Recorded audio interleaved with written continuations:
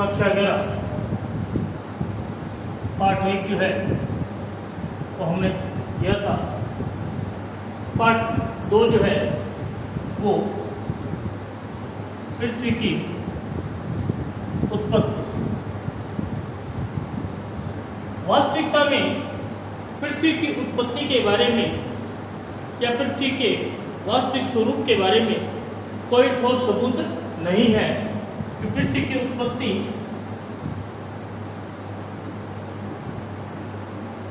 एवं वास्तविक स्वरूप बोलते हैं आकृति को। आकृति के बारे में जो है वो कोई ठोस सबूत नहीं है। ठोस सबूत का मतलब तो इस प्रकार की जो है वो ठोस अपने पास बात नहीं है कि वास्तविकता में पृथ्वी का आकार है, शायद तस्तीनुमा है या गोल है या ऊपर से चपटा हुआ भाग है, यानी किस प्रकार की पृथ्वी है, इस प्रकार का हमारे पास कोई ठोस सबूत नहीं है। पृथ्वी की उत्पत्ति एवं वास्तविक स्वरूप के बारे में सभी जो भी बातें हमने देखते हैं वो परिकल्पनाएं हैं। परिकल्पनाएं किसको बोलते हैं? व्यक्ति के द्वारा कल्पना की गई है कि पृथ्वी जो है वो ऐसी दिखाई देती है। परिकल्पना मतलब पृथ्वी के लिए कल्पना की गई है कि वास्तविक पृथ्वी का स्वरूप जो है वो ऐसा होता है, या ऐसा कहा जाता है कि पृथ्वी का स्वरूप ऐसा है या नहीं है। ऐसा है या नहीं है, किसका स्वरूप? पृथ्वी का स्वरूप ऐसा है या नहीं है, ये बात कही जाती है, जिसको अपने क्या कह सकते हैं? परिकल्पना। यदि अपने कहते हैं वास्तविक पृथ्वी का स्वरूप जो है वो ऐसा है तो क्या होगा? ठोस। कि भी इसके साक्ष्य भी हमारे पास कि वास्तविकता में पृथ्वी का स्वरूप ऐसा है। परंतु क्या है कि इसके अंदर अपने देखते हैं कि पृथ्वी की जो आकृति है या स्वरूप है या उत्पत्ति है उसके बारे में जो विस्तृत रूप से वर्णन नहीं किया गया। स्वरूप जो है वो कोई बता नहीं पाया। आज तक विद्वान जो है वो बहुत है और उन्होंने इसके ऊपर रिसर्च भी किया, ठीक है। तो ऐसी घटना को अपने ये कह सकते हैं कि सभी जो है वो परिकल्पनाएं है कि ऐसी पृथ्वी है या नहीं है। पृथ्वी की उत्पत्ति और उसकी आयु के संबंध में समय समय पर विद्वानों ने विचार प्रस्तुत किए। शुरुआत में जो है वो क्या था? समय समय पर विद्वानों ने क्या है कि पृथ्वी और की उत्पत्ति एवं उसकी आयु के बारे में जो है वो अपनी विचार जो है वो प्रस्तुत करें। परंतु क्या है कि प्रारंभिक काल में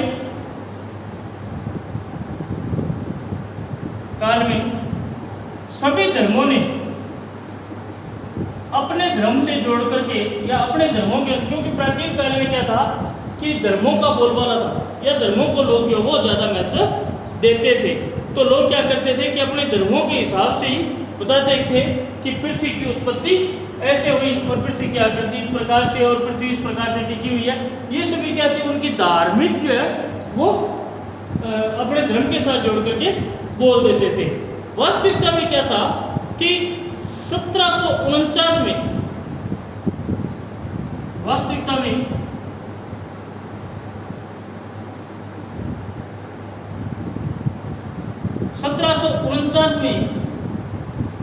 फ्रांसीसी विद्वान 1749 में जो है एक फ्रांसीसी वैज्ञानिक कास्ट द बफन ने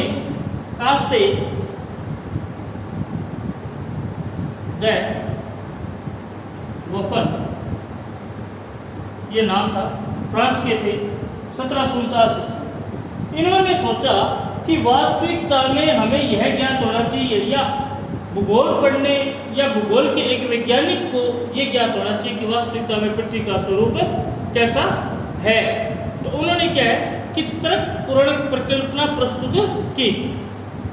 वर्तमान में पृथ्वी एवं अन्य ग्रहों की उत्पत्ति के संबंध में 2 प्रकार के वैज्ञानिक मत प्रचलित है। वर्तमान में कितने? 1749 में जो फ्रांसीसी वैज्ञानिक कास्ट द बफन है, उन्होंने क्या कहा कि वास्तविकता में हम जिस पृथ्वी पे रहते हैं उसके बारे में हमें ज्ञान होना चाहिए। तो इन्होंने क्या है कि इस कार्य को योजनाबद्ध तरीके से या वैज्ञानिक तरीके से आगे बढ़ाया। उसके बाद में जो हमारे सामने आई वो 2 प्रकार की परिकल्पनाएं सामने आई, एक तारक सिद्धांत और 2 तारक सिद्धांत।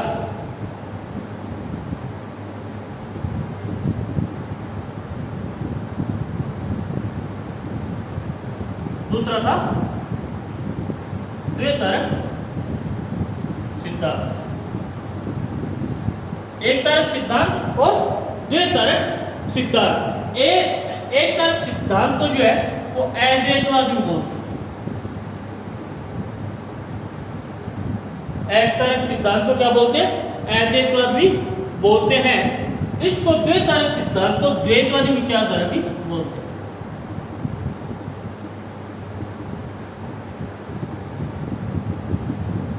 द्वैतवादी विचारधारा। अब इसमें क्या है कि एक तारक सिद्धांत क्या कहता है? एक तारक सिद्धांत जो है वो कहता है कि तारा एक था और इस एक तारे के कारण हमारा सौर मंडल और हमारी पृथ्वी और हमारे 9 ग्रहों का निर्माण हुआ। क्या कहते हैं ये? तारों की संख्या एक थी, यानी तारा एक था। इस एक तारे से जो है वो विखंडन होकर या घर्षण से ऊष्मा प्राप्त होकर इस प्रकार की कोई प्रक्रिया उत्पन्न हुई जिससे हमारे सौरमंडल, पृथ्वी एवं 9 ग्रहों का निर्माण हुआ। ये था एक तारक सिद्धांत। एक तारक सिद्धांत में क्या कहते हैं कि तारा एक था जिसके कारण जो है वो हमारे सौरमंडल का निर्माण हुआ या सौरमंडल, पृथ्वी और 9 ग्रहों का निर्माण हुआ।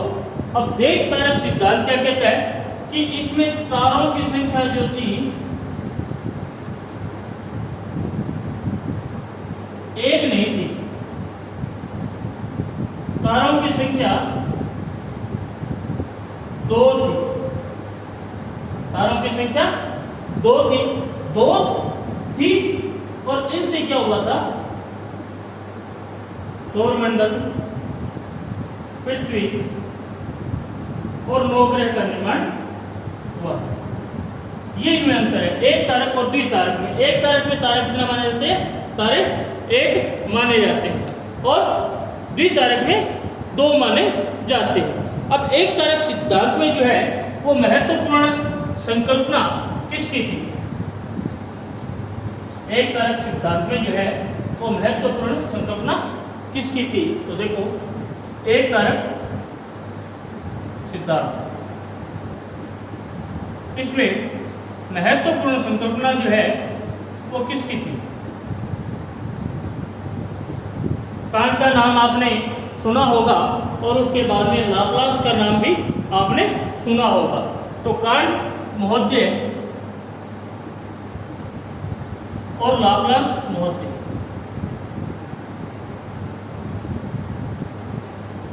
कांट और लाप्लास। कांट जो है इनका पूरा नाम था इमानुएल कांट।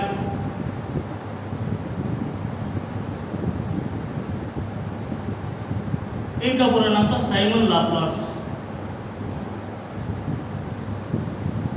इन दो की महत्वपूर्ण विचारधाराएं जो है वो एक तारक सिद्धांत का प्रतिपादन करती है या संकल्पनाएं जो वो महत्वपूर्ण मानी जाती है। अब सबसे पहले आती है कांट की गैसीय परिकल्पना। कांट की गैसीय परिकल्पना। कांट की गैसीय परिकल्पना में क्या है कि कांट महोदय क्या कहते हैं कि इन्होंने 1756 में अपनी पुस्तक 1756 में अपनी एक पुस्तक लिखी थी 1756 में, जिसका नाम था general natural history of the world. General natural history of the world. इसके बाद में उन्होंने अपनी द्वितीय पुस्तक लिखी थ्योरी ऑफ हेवन। दूसरी पुस्तक थी थ्योरी ऑफ हेवन। ये दो पुस्तक थी। 1765 में इन्होंने क्या लिखा था? General natural history of the world. उसके बाद में दूसरी पुस्तक थी थ्योरी ऑफ हेवन। इनमें क्या लिखते हैं ये कि पृथ्वी की महत्वपूर्ण उत्पत्ति की जो है या पृथ्वी की उत्पत्ति की विचारधारा जो है वो प्रस्तुत करते हैं। ये कहते हैं कि ब्रह्मांड में छोटे छोटे गतिहीन कण हमारी पृथ्वी में उपस्थित थे। कि ब्रह्मांड में छोटे छोटे गतिहीन, ब्रह्मांड में छोटे छोटे गतिहीन किसको बोलते हैं? जिनमें किसी प्रकार की कोई गति नहीं पाई जाती, यानी स्थिर रहते हैं। और छोटे छोटे का यहाँ शाब्दिक अर्थ जो है वो वास्तविकता में कुछ छोटे थे, परंतु हमारी पृथ्वी से थोड़े छोटे थे। नहीं कि कई बार अपने कहते हैं छोटे छोटे, तो ये छोटा बहुत छोटा हो जाता है। यानी वास्तविकता में ब्रह्मांड में हमारी पृथ्वी से छोटे थे और गतिहीन थे। गतिहीन का किसी प्रकार की गति नहीं कर रहे थे, एक स्थान पर स्थित थे, परंतु गुरुत्वाकर्षण बल के कारण प्रत्येक पिंड में, ये ध्यान में रखना आप लोग, प्रत्येक पिंड में जो है वो गुरुत्वाकर्षण बल पाए जाते हैं। प्रत्येक पिंड में गुरुत्वाकर्षण बल पाया जाता है। पृथ्वी में गुरुत्वाकर्षण बल है। भी आप एक नीचे से किसी वस्तु को ऊपर फेंकते हो, मान लो एक बॉल है आपके पास, आप उसको आसमान की तरफ फेंकते हो, तो फेंकने पे क्या होता है कि जो वो जाती है समय अधिक लगता है और जो वापस नीचे आती है तो समय क्या लगता है? अधिक लगता है। उसी प्रकार से आप छत पर से किसी वस्तु को नीचे गिराते हो तो वो जो है वो पलक झपकते ही नीचे धरातल पर गिर जाती है। इसका मतलब क्या? गुरुत्वाकर्षण का सिद्धांत वहां पे लागू होता है कि प्रत्येक पिंड में जो गुरुत्वाकर्षण बल होता है। तो ये स्वयं प्रक्रिया हुई, क्या हुई? ब्रह्मांड में छोटे छोटे गतिहीन कण जो है वो स्थिर थे और प्रत्येक पिंड में क्या होती है? गुरुत्वाकर्षण पाया जाता है, जिसके कारण गुरुत्वाकर्षण बल के कारण ये छोटे पिंड एक दूसरे की ओर आकर्षित होने लग गए। एक स्थान से दूसरे स्थान पर आकर्षण के कारण या आने जाने से ये आपस में टकराए। मान लो ये छोटे छोटे कण है, ठीक है। अब इनमें क्या है कि गुरुत्वाकर्षण बह गया। गुरुत्वाकर्षण के कारण क्या है कि ये एक स्थान पर जाएंगे। एक स्थान पर जाएंगे तो क्या होगी? ये एक दूसरे से आपस में टकराएंगे। अब टकराने से क्या होगा कि इनमें घर्षण उत्पन्न होगा। क्या होगा? घर्षण। घर्षण मतलब एक वस्तु से दूसरी वस्तु का लगना। मान लो ये हाथ है अपना और ये मार्कर है, तो ये इस प्रकार से घर्षण जो वो उत्पन्न हुआ। इसको अपने क्या कह सकते हैं? घर्षण उत्पन्न हुआ। और घर्षण से ऊष्मा उत्पन्न हुई। ऊष्मा जब बढ़ने लगी तो पिंड की गति भी क्या होने लगी? बढ़ने लगी। पिंड चक्कर काटने लगे और चक्कर काटने के कारण दो प्रकार के बल, अब केंद्रीय बल और दो प्रकार के बल, दो प्रकार के बल क्या है? एक तो बल होता है जो अंदर से बाहर की ओर लगता है और एक बाहर से अंदर की ओर लगता है। तो अब केंद्रीय पहला और दूसरा अभिकेंद्रीय बल। दो प्रकार के बल जो है ये क्या कहते हैं? स्टार्टिंग से रिपीट सुन लो।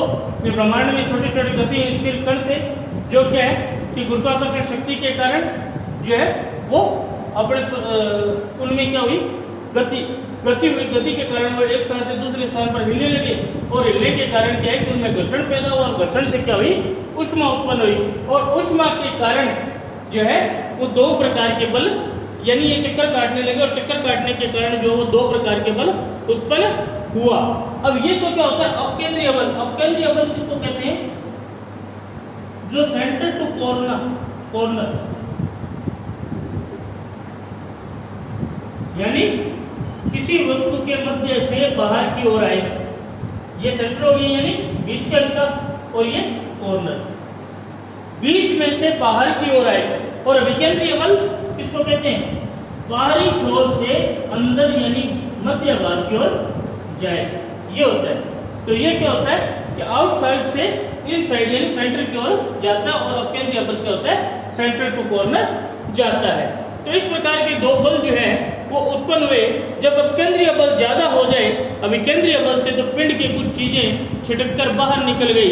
इस प्रकार से जो है वो 9 छल्ले बाहर निकले और गैसीय पिंड से यह प्रक्रिया 9 बार हुई। तो 9 छल्ले ठंडे हुए और ठंडे होकर ग्रहों में परिवर्तित हो गए और गैसीय पिंड का शेष भाग वर्तमान का सूर्य हो गया। इस प्रकार की कल्पना थी। यह कल्पना जो है वो बिल्कुल गलत। यह कल्पना क्या थी? गलत।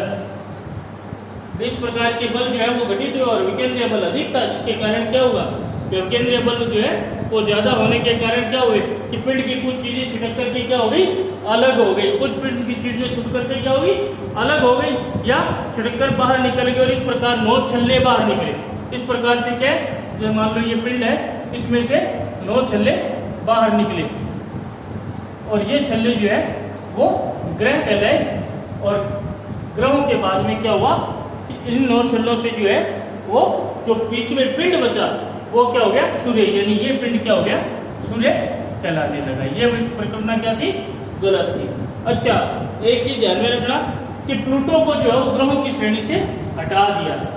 प्लूटो जो है वो सन 2006 के अंदर, सन 2006 के अंदर प्लूटो जो है उसको ग्रहों की श्रेणी से हटा दिया गया है। 2006 से प्लूटो को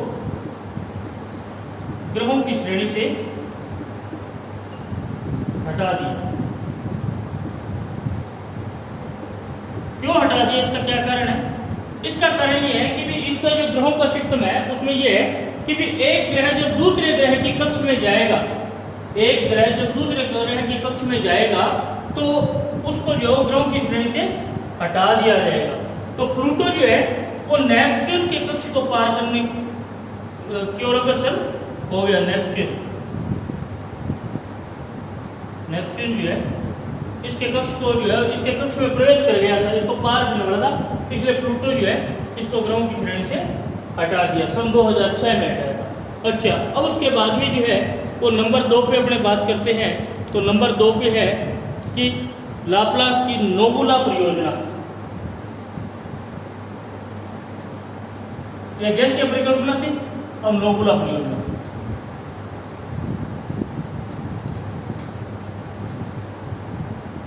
लाप्लास की